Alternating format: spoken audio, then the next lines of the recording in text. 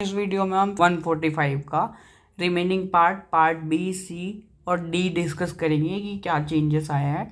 But इसके लिए आपको पार्ट ए का वीडियो देखना पड़ेगा जिसमें मेजर चेंजेस है, उसी को रेप्लिकेट करा है पार्ट बी, सी, डी में।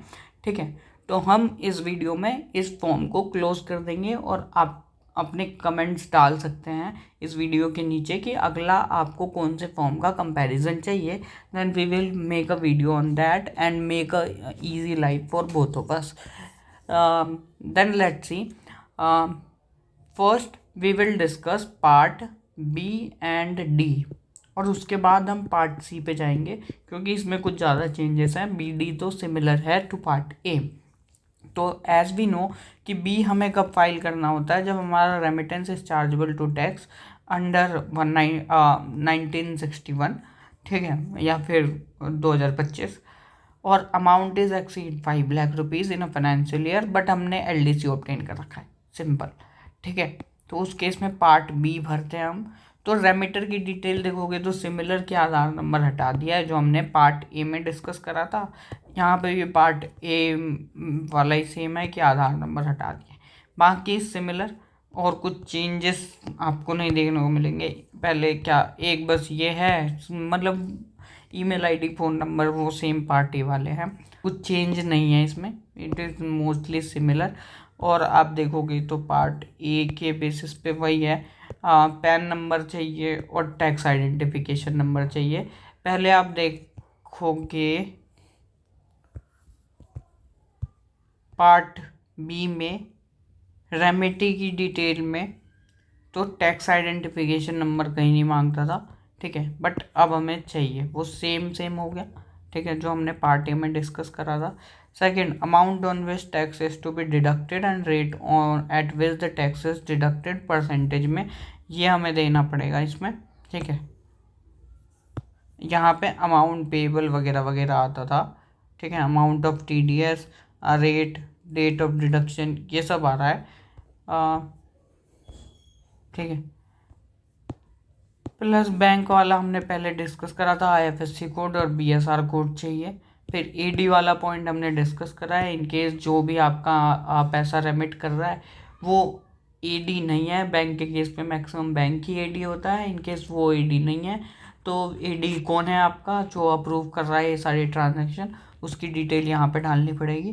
ठीक है, फिर लास्ट है सब पर्पस कोड आपको बताना पड़ेगा, और nature of remittance to be selected from the list of 65 mentioned in a form. ठीक है, तो सब purpose code is part of the code है, कोड के अंदर भी एक कोड होएगा। ठीक है, तो मोस्टली फॉर्म सेम है। फिर हम डिस्कस करते हैं पार्ट डी। पार्ट डी में भी कुछ चेंज नहीं है, सिर्फ आधार नंबर उड़ा दिया और कुछ नहीं, बाकी सब सेम है। ठीक है, तो part D is also similar, और वही है कि टैक्स आइडेंटिफिकेशन नंबर आपसे मांगा है और बैंक वाला सेम है, BSR कोड और IFSC कोड, ऑथराइज डीलर चाहिए और उसको सब पर्पस कोड चाहिए, नथिंग एल्स, बाकी सब पार्ट ए वाला। अब जल्दी से पार्ट सी डिस्कस कर लेते हैं और ख़त्म करते हैं इस फॉर्म को। ठीक है, तो पार्ट सी हमें कब भरना होता है, जब हमारी remittance is chargeable to tax under the act, ठीक है, और 5 लाख से ज़्यादा हो और हमने LDC ऑब्टेन नहीं करा हो। ठीक है, और हमने 15 से भी भरा हो अकाउंटेंट की सर्टिफिकेट। फर्स्ट जो अपन देख लेते हैं पार्ट सी कैसा होता था 15 CA का, तो दैट विल बी इजी कि कुछ ज़्यादा मेजर चेंजेस नहीं है। नेम ऑफ रेमिटर, ठीक है, प्रिंसिपल प्लेस ऑफ बिजनेस, ये पूरा कोड वोड डालना पड़ता था। रेमिटर का टैन हो गया, ठीक है, कंप्लीट एड्रेस, फ़ोन नंबर, ये सब। रेमिटर की डिटेल हो गई जो सिमिलर टू अदर फॉर्म थे। फिर अकाउंटेंट्स की डिटेल हो गई। अब इसमें कुछ चेंजेस हैं, पहले रजिस्ट्रेशन नंबर फॉर्म का आता था, मेंबर का भी चाहिए। ठीक है, फिर AO ऑर्डर। अब AO ऑर्डर ये वाला जो पॉइंट है ये आपको नए फॉर्म में नहीं देखने को मिलेगा, ये वाला हटा दिया है क्योंकि ये completely shifted to part B, not the part C. पहले पार्ट सी में भी ये होता था, बट अब पार्ट सी से ये पूरा कम्प्लीटली हटा दिया है क्योंकि it has bin shifted to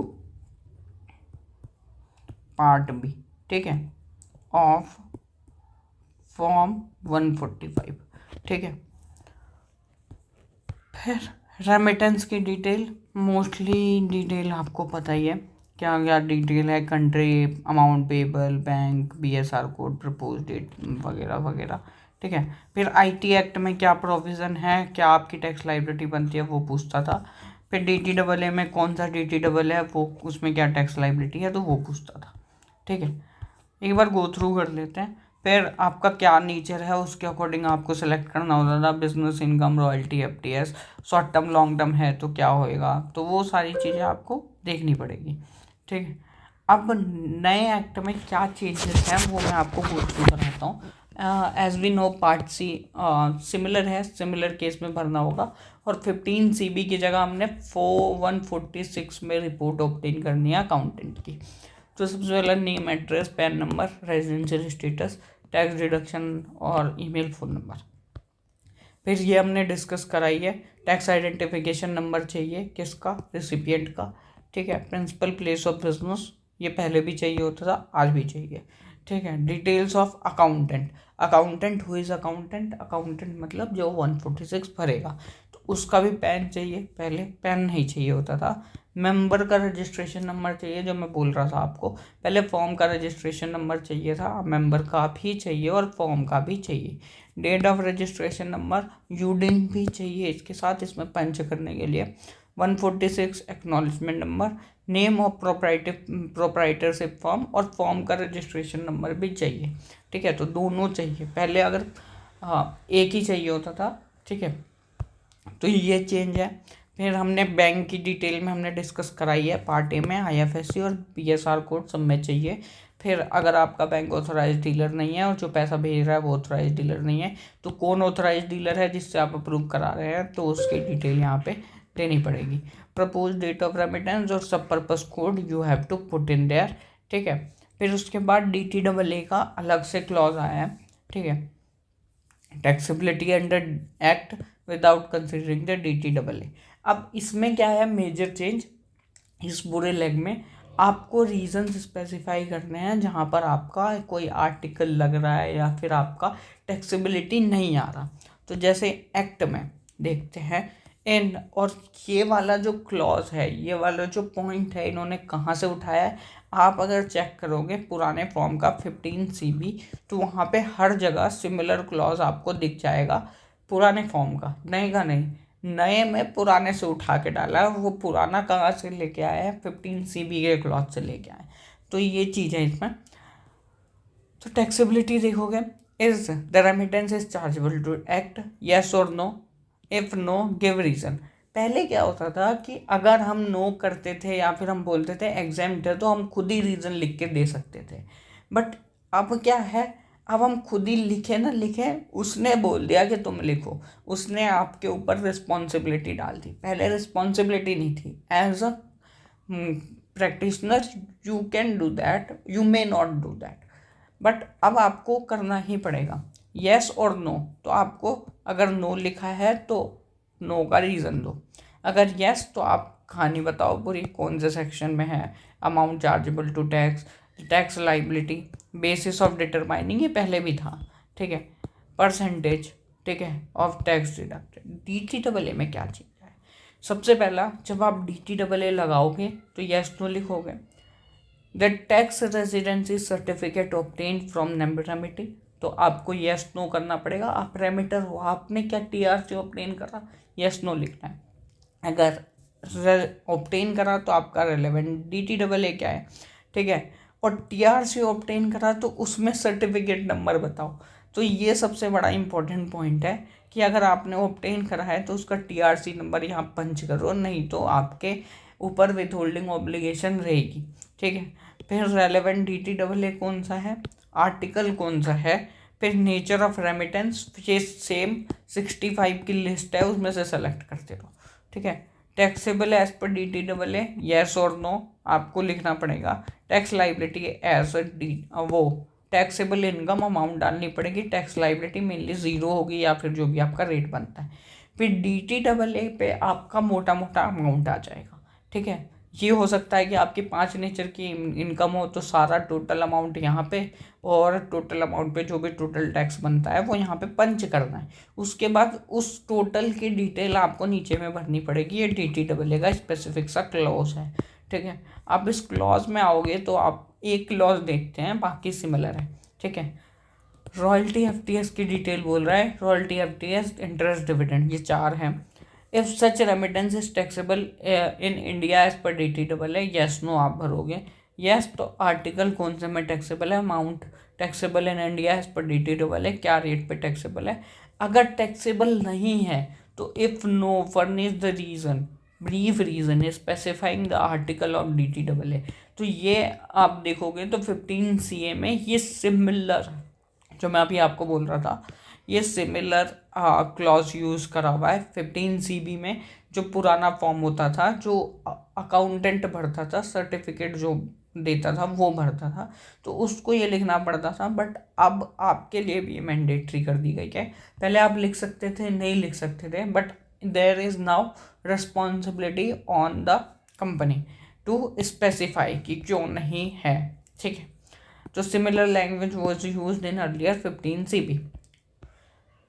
similar है पूरा। अब ये रॉयल्टी एफटीएस डिविडेंड इंटरेस्ट के लिए था, ये बिजनेस इनकम के लिए है, ठीक है। ये कैपिटल गेन के लिए है। अब कैपिटल गेन के लिए बिग जंप क्या है, ये सबसे में सेम है, ठीक है।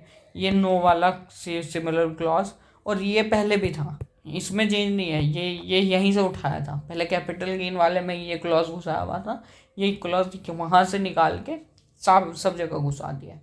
अब कैपिटल गेन में आप जब जाओगे तो बिग चेंज क्या है, जब आप 15 CB ऑब्टेन करते थे वो सिंपल सा फॉर्म होता था इसी की तरह असेंबली का।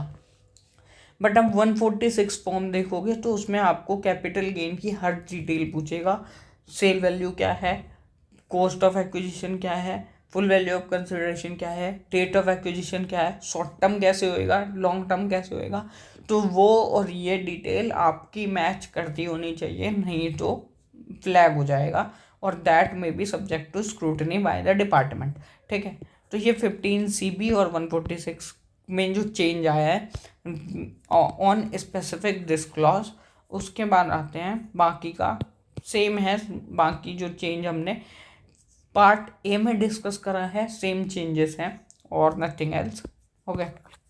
तो ये हो गया हमारा part ABCD of 15 CA विज़ 145 of income tax act 2025, income tax rule 2026, ठीक है।